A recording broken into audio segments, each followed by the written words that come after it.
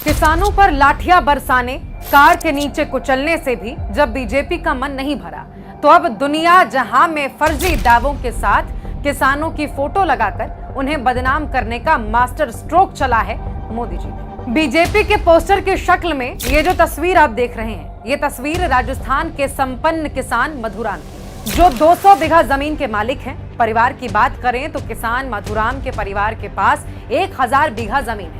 अब जरा बीजेपी की बेशर्मी की हद देखिए। जरा सोचिए, आप 200 बीघा जमीन के मालिक हैं और आपकी जमीन ना तो कभी नीलाम हुई और ना ही आपके ऊपर कभी कोई बैंक का 1 रुपया भी कर्ज हुआ, और ऐसे में बीजेपी आपके चेहरे के साथ आपकी जमीन नीलामी के पोस्टर पूरे राजस्थान में लगवा दे।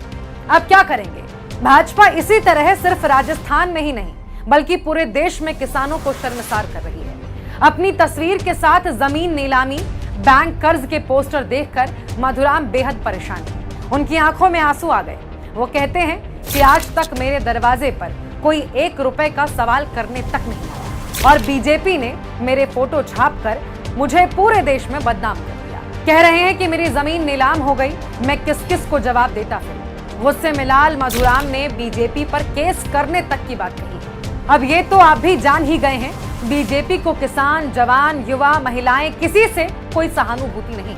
अपने फायदे के लिए ये लोग किसी भी हद तक गिर सकते हैं। आप उठिए और उखाड़ फेंकिए इस तानाशाही ताकतों को, जो अपने फायदे के लिए आपकी इज्जत के साथ खिलवाड़ कर रहे हैं।